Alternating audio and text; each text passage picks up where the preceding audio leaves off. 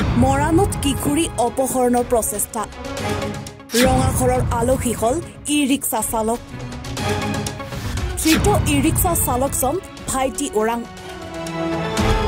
মৰাণত কিশোৰী অপহৰণৰ প্ৰচেষ্টা চলাই ৰঙাখৰৰ আলহী হল ই ৰিক্সা চালক ধৃত ই ৰিক্সা চালকজন হৈছে তিলৈ নদী কিনাৰ গাঁৱৰ ভাইটি ওৰাং বয়স 30 বছৰ শনিবাৰে মৰাণ নতুন নগৰৰ পৰা কুখল নগৰলৈ ই ৰিক্সাখনত আহিছিল কিশোৰীগৰাকী কিন্তু কুখল নগৰত ই ৰিক্সাখন নৰখাই মৰাণ নগৰ অভিমুখে লৈ যায় চালক ভাইটি ওৰাঙে বাৰে বাৰে কোৱাৰ পিছতো ৰখাই নিদিয়াত ই ৰিক্সাখনৰ পৰা জপিয়াই দিয়ে কিশোৰীগৰাকী আঘাতপ্ৰাপ্ত হয় লগে লগে কিশোৰীগৰাকীক মৰাণৰ এখন ব্যক্তিগত খণ্ডৰ চিকিৎসালয়ত ভৰ্তি কৰোৱা হয় ইয়াৰ পিছতে নিশা কিশোৰীগৰাকীৰ পিতৃয়ে মৰাণ আৰক্ষী থানাত এজাহাৰ দাখিল কৰাত চালকজনক গ্ৰেপ্তাৰ কৰি জেললৈ প্ৰেৰণ কৰিছে মৰাণ আৰক্ষীয়ে যোৱাকালি মৰাণ অভিমুখে এখন বেটেৰী ৰিক্সা আহি থকাত এজনী নাবালিকা কিশোৰীক তেওঁ বেটেৰী ৰিক্সাত উঠুৱাই মৰাণ অভিমুখে লৈ আহিছিল যদিও বেটেৰী ৰিক্সা থকা নাবালিকাগৰাকীয়ে তেওঁক ৰখাই দিবলৈ কোৱাত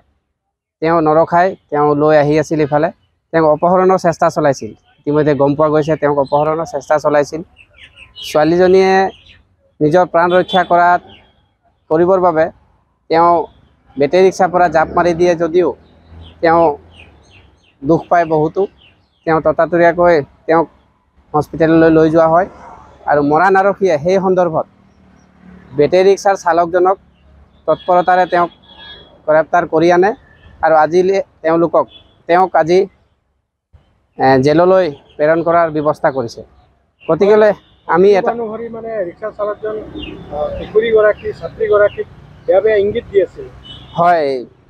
পাছত আমি গম পোৱা মতে কিশোৰীগৰাকীক তেওঁ বেয়া ইংগিতো দি আছিল সেই কাৰণে তেওঁ বেটেৰী ৰিক্সাৰ পৰা জাপ মাৰিবলৈ বাধ্য হ'ল